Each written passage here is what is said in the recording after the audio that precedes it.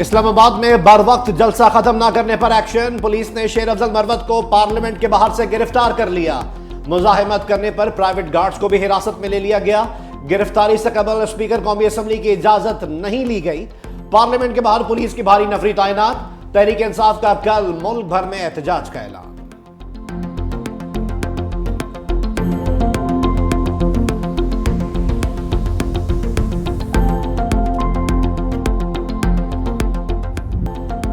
अली अमीन गंडापुर के लफ्जी तूफान से हंगाम। सहाफती तंजीमों को माफी मांगने का मुतालबा। एमएट ने वज़ीर आला के बयान को गैर जिम्मेदाराना करार दे दिया। कहा पाकिस्तान में सहाफती तमाम तर दबाव के बावजूद अपना फराइज अंजाम दे रहे हैं। अली अमीन गंडापुर से बाज़पोश करनी चाहिए। गंडापुर की नाजेबा अल्फाज का मलबा बैरिस्टर गोहर ने अपने सर ले लिया। सहाफी के खिलाफ बयान पर माजरत। बोले अली अमीन गंडापुर ने जो कहा मैंने अभी नहीं सुना। मेरे ख्याल में उन्होंने सारे सहाफियों को नहीं कहा। कौमी असम्बली और सेनेट में पार्लिमानी रिपोर्टर्स एसोसिएशन का प्रेस गैलरी से वॉकआउट। उमर अयूब और बैरिस्टर गोहर मीडिया गैलरी पहुंचे। अपोजिशन लीडर ने कहा तहरीक इंसाफ और अली अमीन गंडापुर की जानिब से माजरत खा हूं।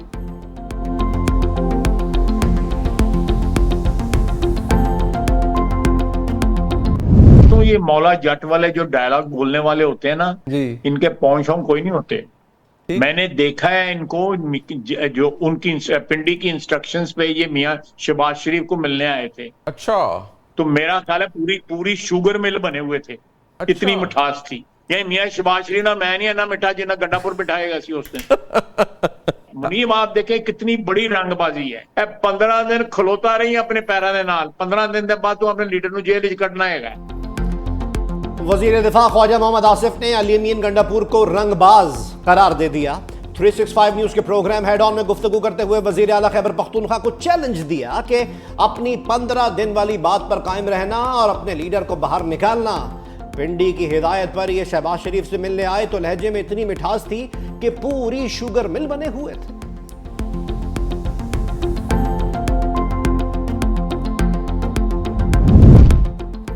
अताउल्ला तारर का अली अमीन गंडापुर को डरपोक का ताना। कहा इंडिया से कई वजीर आला देखे, उन्होंने खोखलेपन का मुजाहरा किया है। इंजीनियर अमीर वकाम बोले अली अमीन गंडापुर को वजीर आला कहना वजारत आला के मनसब की तौहीन है। वजीर इत्तलात पंजाब असमा बुखारी की भी कड़ी तनकीद। कहा गंडापुर 15 के बजाय 20 दिन ले लें, अपना लीडर रिहा करवा के दिखाएं। जो जुबान उनको समझ आती है उसी में जवाब दिया जाएगा। तलाल चौधरी भी खूब घचे बरसे। कहा वज़ीर आला केपी का मुस्तकबिल अडियाला जेल में नजर आ रहा है।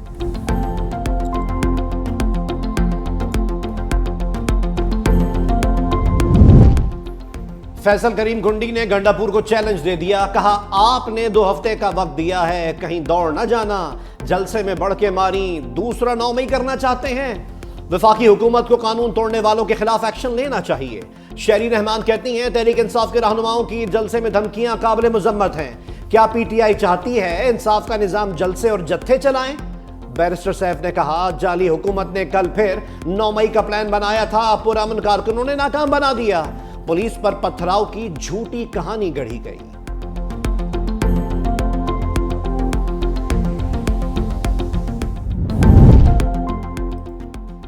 22 अगस्त का जलसा एस्टैब्लिशमेंट के कहने पर मुलतवी किया। बानी तहरीक इंसाफ का एतराफ। सहाफियों से गैर रस्मी गुफ्तगू में कहा आज़म सबाती के जरिए पैगाम दिया गया। चीफ जस्टिस को तौसीह दी गई तो स्ट्रीट मूवमेंट शुरू करेंगे। सहाफियों ने पूछा आप नैब तरामीम का सहारा लेकर अदालत से रिलीफ मांग रहे हैं। बानी तहरीक इंसाफ ने कहा कि नैब तरामीम अब मुल्क का कानून बन चुका है। मेरे खिलाफ सारे केसेस झूठे हैं, ये कुछ भी साबित नहीं कर सके। अली अमीन गंडापुर के सहाफियों को धमकी के सवाल पर कहा कि मुझे नहीं पता उन्होंने क्या कहा है, मैं तो जेल में हूं। एक्सटेंशन नहीं लूंगा, चीफ जस्टिस ऑफ पाकिस्तान की माजरत। नए अदालती साल के आगाज पर फुल कोर्ट रेफरेंस। सहाफी ने सवाल किया कि राना सनाउल्लाह कह रहे हैं अगर तमाम जज साहिबान की उम्र बढ़ा दी जाए तो आप भी एक्सटेंशन लेने पर मुत्तफिक हैं। चीफ जस्टिस ने जवाब दिया कि राना सनाउल्लाह साहब को मेरे सामने ले आए।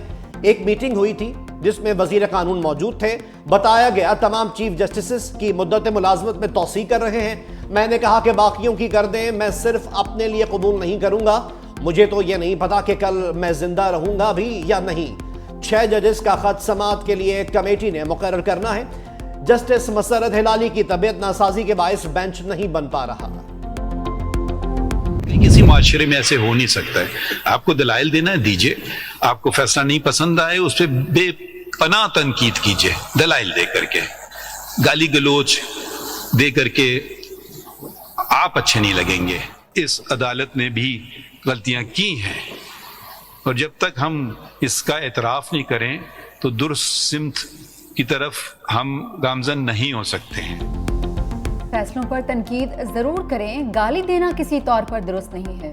चीफ जस्टिस काजी फाइज ईसा का खिताब, कहा कि पहली मर्तबा हुआ किसी जज को मिसकंडक्ट पर बरतरफ किया है।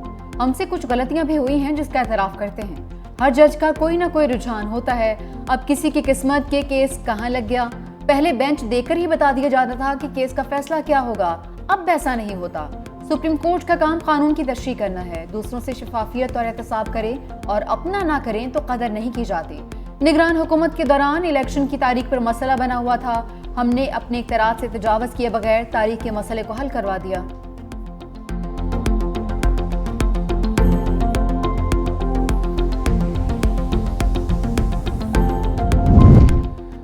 सियासी लोग हैं, 9 मई के पीछे छुपकर सियासत नहीं करते। सेनेटर शिबली फराज का इज़हार ख्याल, कहते हैं बताया जाए पंजाब और इस्लामाबाद ब्लॉक क्यों किया गया।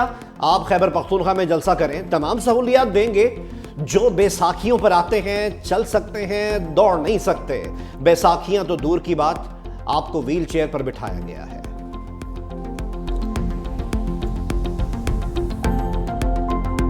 मिनिस्टर प्लानिंग ने तो भाषण तो दे दी है, पर फैक्ट्स पे जरा ब्रीविटी रखी। हमारे दौर पे बलोचिस्तान पैकेज आया, सिंध के लिए आया, पंजाब के लिए आया, केपी के लिए आया। इन्होंने तो आगे जाके उसको कट किया। इनके 4 सालों में जो मईशत का बेड़ा गर्क हुआ, उसका नतीजा ये निकला कि डेवलपमेंट बजट श्रिंक होना शुरू हो गया। वही लोग जो उसको तबाह करके गए, यहां पे खड़े होकर हमें इल्जाम देते हैं, किसी और को इल्जाम दें, तो इसके ऊपर तो यही कहा जा सकता है, चोर मचाए शोर।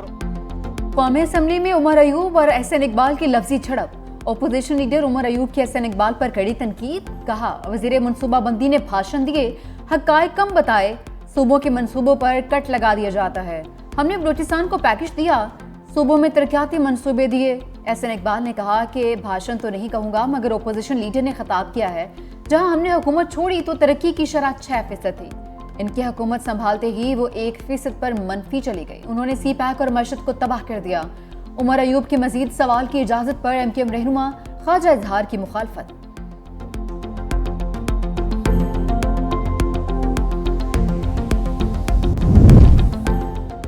बड़ी कानून साजी, हुकूमत ने बड़ी बैठक सजा ली। वजीर आजम शहबाज शरीफ का अरकान पार्लियामेंट के एजाज में शाइया।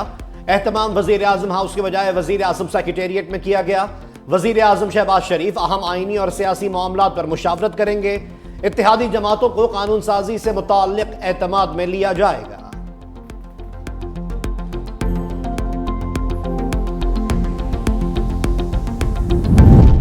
अदालती इस्लाहात के लिए आईनी तरमीम, नंबर गेम जोर पकड़ गई। हुकूमत को 2/3 अक्सरियत के लिए 224 अरकान की हिमायत दरकार। हुक्मरान इत्तेहाद को कौमी असम्बली में 212 अरकान की हिमायत हासिल। जमीयत उलमा इस्लाम के 8 अरकान की हिमायत भी हासिल हुई तो 4 वोट मजीद दरकार होंगे। नून लीग ने आजाद अरकान से राबते शुरू कर दिए।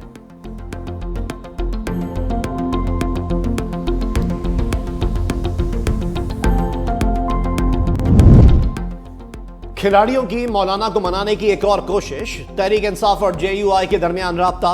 PTI वफ्द की कामरान मुर्तजा से मुलाकात। किसी भी मुमकिना कानून साजी पर मुशावरत। वफ्द में बैरिस्टर गौहर, असद कैसर और सलमान अकरम राजा शामिल। पार्लियामान में इत्तेफाक राय के हवाले से उमूर का भी जायजा।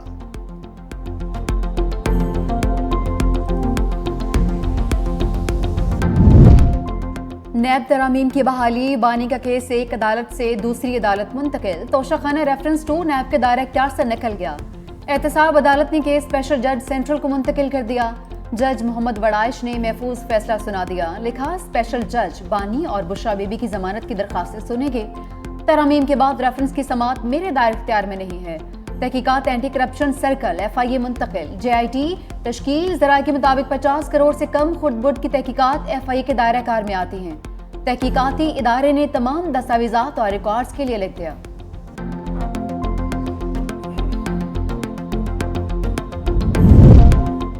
बानी पीटीआई के रियासत मुखालिफ बयानिए को फैलाने में एक और भारतीय सहूलतकारी बेनकाब। रऊफ हसन की भारतीय तजियाकार राहुल राय के साथ पाकिस्तान मुखालिफ गुफ्तगू मंजर आम पर आ गई। व्हाट्सएप पैगाम से वाज़ेह दिखाई देता है कि रऊफ हसन गैर मुल्की और भारतीय लॉबी बानी पीटीआई के रियासत मुखालिफ एजेंडे की तकमील के लिए पूरी तरह मुतहर्रिक हैं। रऊफ हसन ने कहा कि मुल्क तेजी से अफरा तफरी और तबाही की तरफ जा रहा है। लोग पुलिस के बजाय अब फौज के सामने खड़े हैं।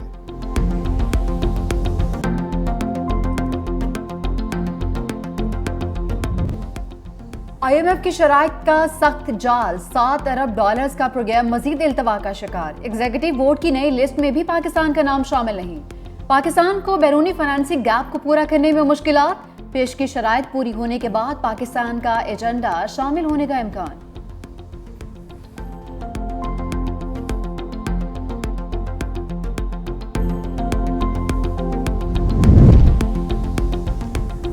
खजाने पर कर्ज का बोझ बढ़ता जा रहा है जूं जूं वक्त गुजर रहा है। पाकिस्तान ने 5 साल के दौरान $57 अरब 27 करोड़ का बैरूनी कर्ज लिया।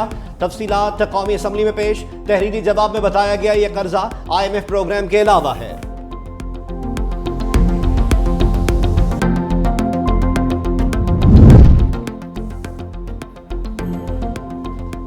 PIA की निजकारी के रनवे पर लैंडिंग मुश्किल। खरीदारी के ख्वाहिशमंदों का हुकूमत की शराइत मानने से इनकार। बोली दहिंदगान PIA में $50 करोड़ की सरमायाकारी, फ्लीट साइज में इजाफे और मखसूस रूट्स पर ऑपरेशन जारी रखने पर आमादा नहीं हुए। बेडर्स का सिर्फ अपने मुंतखब करदा मुलाजमीन को नौकरी पर रखने का इरादा, बाकी मुलाजमीन को होल्डिंग कंपनी भेजने का मुतालबा। वजीर दिफा ख्वाजा आसिफ ने कौमी असम्बली में इज़हार ख्याल करते हुए कहा कि 1-1.5 माह में PIA की निजकारी हो जाएगी।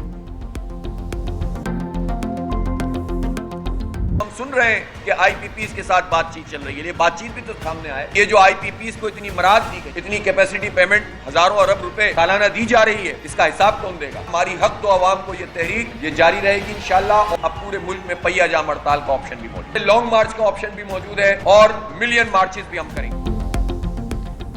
हाफिज नईम उर रहमान की दोबारा लॉन्ग मार्च की वार्निंग। हुकूमत से IPPs के साथ मुआहदे खत्म करने का मुतालबा। कहा बिजली की कीमत कम ना की तो लॉन्ग मार्च की तरफ जा सकते हैं। लोकल IPPs को लगाम डालेंगे तो बैनुल अक़वामी IPPs पर बात कर सकेंगे।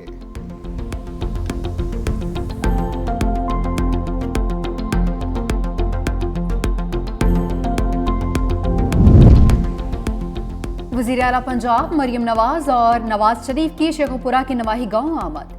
रूडा प्रोजेक्ट में आने वाली कच्ची आबादियों की मुनासिब मकामात पर मुंतकिल करने का हुक्म। जबरदस्ती जमीनें लेने की अवामी शिकायत पर इजहार नापसंदीद की। थर्ड पार्टी ऑडिट करवाने की हिदायत।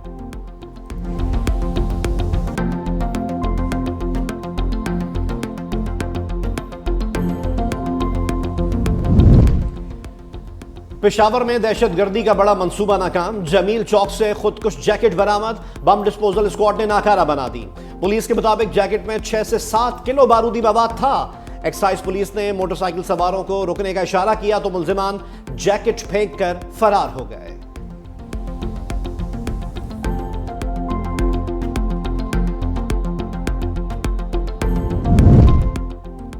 ऐसे बढ़ेगा पाकिस्तान तो कैसे बढ़ेगा पाकिस्तान। मुल्क भर में 2 करोड़ 62 लाख से जायद बच्चे बच्चियां स्कूल से बाहर। वजारत तालीम ने तफसीलात ऐवान में पेश कर दी। रिपोर्ट में कहा 5 से 9 साल तक के 1 करोड़ 7 लाख बच्चे बच्चियां तालीम हासिल करने से कासिर हैं। 10 से 12 साल तक के 49 लाख 35 हजार तलबा तालीम से महरूम। हाई स्कूल के 45 लाख 45 हजार से जायद बच्चे बच्चियां तालीम के जेवर से दूर। हायर सेकेंडरी के 59 लाख 50 हजार से जायद तलबा और तलबात स्कूल से बाहर हैं। कराची कारसाज हादसे की मुल्जिमा नई मुश्किल में पड़ गई। जुडिशल मजिस्ट्रेट शर्की ने इंसदाद मनशियात केस में दरख्वास्त जमानत मुस्तरद कर दी। मुल्जिमा के खिलाफ पुलिस ने इम्तनाए मनशियात के तहत मुकदमा दर्ज किया है। मुल्जिमा के वकील ने जुडिशल मजिस्ट्रेट के फैसले को सेशन अदालत में चैलेंज कर दिया।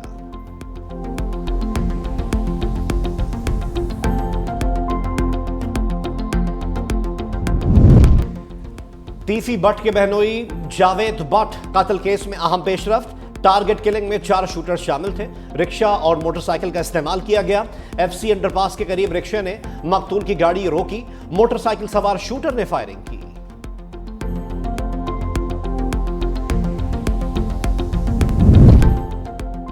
लाहौर में डाकू राज, सेफ सिटी, डॉल्फिन और पीरू फोर्स वारदातें रोकने में नाकाम, पुलिस सिर्फ मुकदमात दर्ज करने तक महदूद। मिस्री शाह में डकैती की बड़ी वारदात, मोटरसाइकिल सवार डाकू शहरी से 2 करोड़ रुपए लूट कर फरार। पुलिस के मुताबिक शहरी बैंक में रकम जमा करवाने जा रहा था, मुकदमा दर्ज कर लिया गया।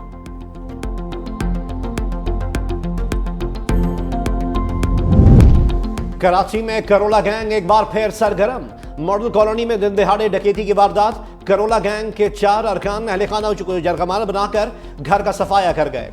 नॉर्थ कराची में डाकुओं ने राह चलती तन्हा खातून को लूट लिया।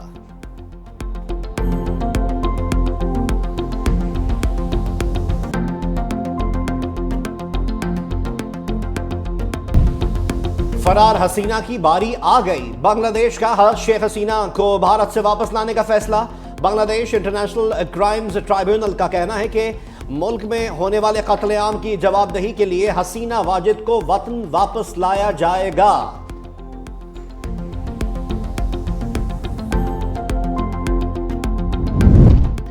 समुद्री तूफान यागी की वियतनाम में तबाहकारियां, हादसात में हलाकतों की तादाद 59 हो गई, 229 अफराद जख्मी। तूफान से 150 के करीब सरमायाकारों के प्लांट्स भी मुतासर।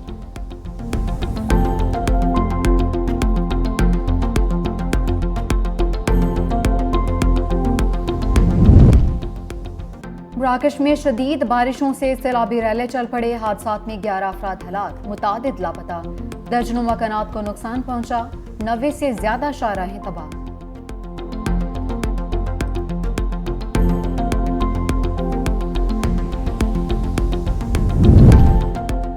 मुल्क से गद्दारी पर सख्त सजा, सऊदी अरब में 3 शहरियों को सजाए मौत। सऊदी वजारत दाखिला ने बताया तीनों अफराद दहशतगर्द तंजीमों से वाबस्ता थे।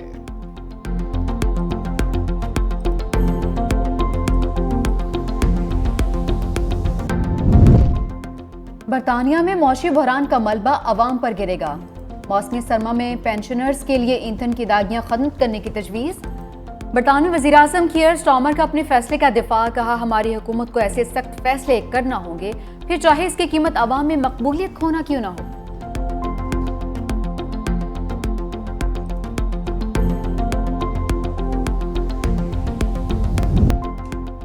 आईसीसी का वफ्द रवां हफ्ते पाकिस्तान का दौरा करेगा। जरा के मुताबिक दौरे का मकसद आईसीसी चैंपियंस ट्रॉफी की तैयारियों का जायजा लेना है, जिसके बाद वो इवेंट के शेड्यूल और टिकट्स की फराहमी का तयन करेंगे।